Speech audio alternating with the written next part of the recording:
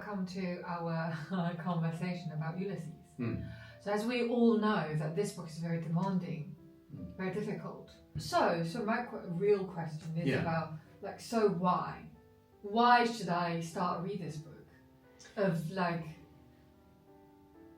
even since it is very difficult to access, why are people trying to put a lot of effort on it? Even the guy who sold me the book in the bookstore, he said to me it is a brilliant book. It is like, it took a lot of time with him for the whole summer holiday for him to read, but he's very obsessed with the book since when you get started. So my question is like, why people are constantly reading this book, since it is very difficult. Why took people just not quit? It's a brilliant question, and it's really interesting the story you say about this guy spending his summer reading it, because people do that, and that's how lots of people get to know the book. And I was talking to a friend of mine in Dublin recently who's never read the book, and he kept saying he's tried so many times, and he's recently hurt himself. Hurt himself? Hurt his back. Yeah, he's really hurt his back. And I want him to use this time, he now has a few months, to read Ulysses. And I think if I could persuade him, it would be really worth doing. So why do I want to persuade him to read the book? Why do I think? Yeah, exactly. Because it's delightful. Delightful. It's full of delight. But it is very demanding. Yeah, but it rewards. I mean, there are lots of things in life that are very demanding, aren't there? So, for instance, I've never run a marathon. I don't think I will ever run a marathon. It's not my nature. But if I did, and I didn't get injured, I think I would be elated in a year's time when I ran a marathon. And on the journey, I would have to find out things about myself and about my body and about my dedication, and I would probably get fitter and happier, and all sorts of things would happen to me, I would think. So these things are not in opposition. We don't have on the one hand difficult, and on the other hand delightful. In fact, I think often in life those things are combined. So yes, it takes some work to read the book, but if a person can find the time and the mental energy to do it, its rewards are immense. But what do you think of the part of a specific area it rewards to contribute to your life? Well, I think it does contribute to your life, and I suspect it's probably, like many things, different for different people, and probably different at different times in their life. So returning to the novel now, at my age, I read it differently to the way I read it when I was 18 years old. So what's your kind of experience about when you read it the first time when you were 18 years old? Like, what did you get? I think when I can't really remember, it was a long time ago. I remember liking it. I remember being thrilled, almost mostly by my ability to understand it. So I think it made me feel kind of good about myself. So can I understand that in this way, that like a person never run a marathon and finally you get the end? Yeah, and you're like, wow, I did it! I did it! Yes, go me! So it's kind of satisfying. Whereas that's not how I feel now at all. So what did you feel? What would you feel now? Well, I'm very moved by the portrait of a marriage. Deeply moved by that, and the way that Joyce captures the complexity of Leopold and Molly's relationship, with all of its sadnesses and jealousies and bitternesses and tendernesses and kindnesses. It's an incredibly real marriage. It's hard not to think of Leopold and Molly as being real people. And that in and of itself is a rare achievement, I think. I mean, whenever we read anything, we engage with it imaginatively, we kind of create the people in our heads. Of course, and there are lots of wonderful novels, but I don't think there are two people in the history of world literature that somehow seem to actually come alive as much as Leopold and Molly. To a lesser extent Stephen, but I think to a lesser extent. But again, maybe that's because of where I am now, so maybe I'll change my mind. But I'm just so moved by it. I mean, I've read the book many times now. I've reread sections. I've been, as part of the preparation for this, watching dramatizations, listening to recordings. And I cry almost every time. It breaks my heart. I think it's just so touching, but it's I don't want our watchers to think that's because it's sentimental. It's anything but sentimental. It's just very, very truthful about what it means to love somebody and spend a life with them, and to watch them get old and older, and to have made mistakes, and to have lost people, family members. The dead are very present in Ulysses. So it's actually the simple humanity of it, ultimately. There's a song which is constantly kind of playing in the novel. It's remembered. Leopold Bloom says lines for it, and the line is "Love's old sweet song." So it's really a novel about love, which again is surprising for something which is so commended intellectually, which is so great. It might be falling asleep. No, I'm very touched by what you said. Yeah. So, yeah, I mean, finally, I think it's that, but it's that simple beauty about human beings delivered through this sort of virtuosic, playful, demanding series of games through language, and there are many. We think of Ulysses, I think it's largely being about stream of consciousness, but there are other games he plays too. He writes in different styles, he does all sorts of things. Interesting, very interesting. So, I'm deeply really moved by what you said about the book and your connection with that. I think, like, we've worked on one chapter we've read before, through. right? And also I've heard the monologue at the end. Yeah, so those are the two bits you know at this point. And chapter 4. Chapter 4 and Molly's monologue. Which is chapter 16 or 18, the last bit. Great. And then I feel, although I didn't have a kind of marriage like that, Yes. I haven't got any experience in that area, but I feel like it's quite kind of the same. It's like a documentary. It is very truthful to me to read, and also it's very, I am shocking as well, because most of the time you don't really kind of see into any sort of thing you didn't really experience if you don't have a experience in that. Yeah. But for the whole kinds of like the life described in the monologue the characters have in the book, it kind of gives you a feeling of that you are experiencing that as well. You are kind of somehow related to that with their marriage, of the relationship they have. Yes. And it's, for me, I feel like it's very it's weird because I haven't really experienced a marriage. Yeah. But it feels like quite kind of you're trying to kind of get into the people's mind. Yeah. But at the same time you have yourself as a kind of like a young generation kind of like trying to figure out what it is. Yeah. You're right. That's it, isn't it? So you, as a 20, how old are you? 27. As a 27-year-old young Chinese woman, have almost kind of sat inside Leopold Bloom and Molly Bloom's minds and bodies as they have these very different experiences. In 1904, you know, in a country called Ireland that you've never even been to. And that, I guess, and also the part I feel really, really kind of surprised and shocking is what they said, the monologue of says, although she's a Irish woman, lady, I still I heard about Chinese kind of ladies talking about that as well. It's like literally the same, similar thing. It's very interesting. Universal. Really universal. That's it, really. So that, I mean, in a sense, that's the thing. The novel is doing what novels always do, and what I think novels are sort of supposed to do, which is to tell you a tale, and to, I mean, I think people would say novels are for different things, but from my point of view, and it's to meet other people, to be for a moment inside or close. Like being an actor. Yeah, like being an actor. Yeah, that's true. Maybe, but I mean, maybe that's it. Maybe that's why people read novels. Don't know. And also for me, it was always exciting to time travel and to be in different places. And most stories are relatively simple. There aren't that many stories. Somebody once said there are only 2 stories.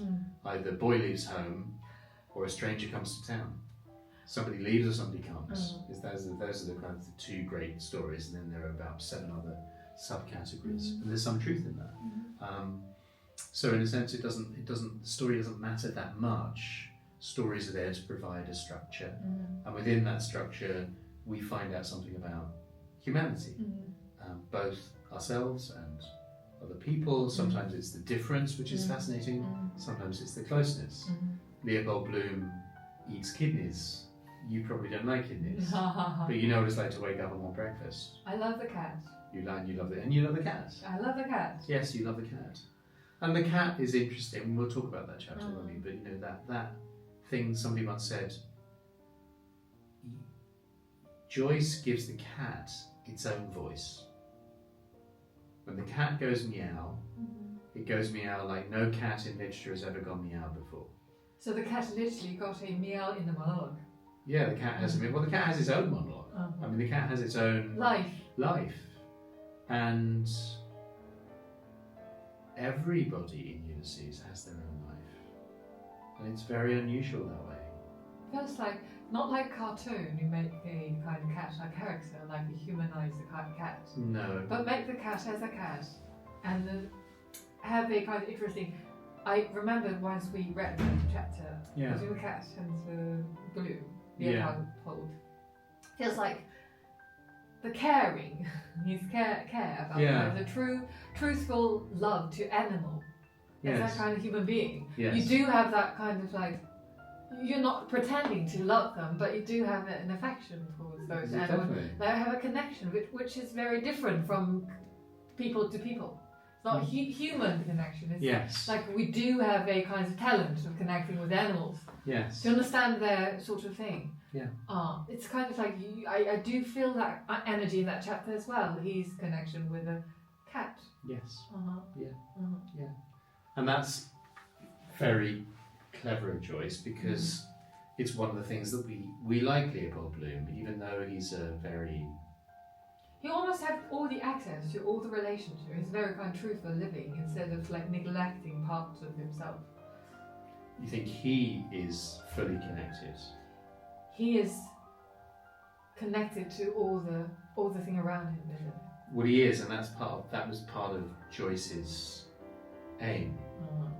Maybe his main aim, and he spoke to people about this, that he wanted to create somebody who had a great multitude of relationships. He would always Joyce would always talk about who's the most complete man in literature. Hamlet? No. No, he would say, no, not Hamlet. And then somebody would say, Faust. He would say, no, not Faust. And other people would be suggesting. He would say, it's Odysseus. From the Odyssey. Or Ulysses in his Roman name. Because we see him as a warrior, as a victim, as a captive, as a father, as a son, as a husband, as a lover. And that's why Joyce was so enamoured of Ulysses, and that's part of the reason why enamoured of Odysseus, part of the reason why he chose to write Leopold that way. So we see Leopold in every possible relationship. And of course, in our lives, we know ourselves as children and parents, depending on whether you had children. I heard a very wise man talk about life.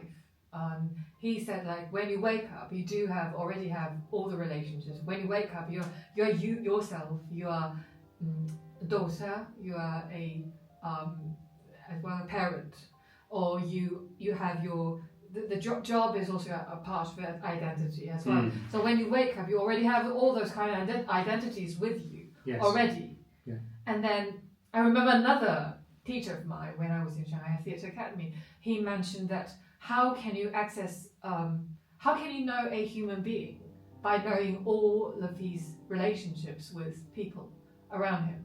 So how he interacts with the world, how he interacts with each relationship, somehow kind of manifests his real personality and what he really is. So do you think Leopold is a kind of like complete in that way, forming the joy is forming all the kinds of possible relationship as a human being can have in life. Yeah. To show a human being itself, ourselves.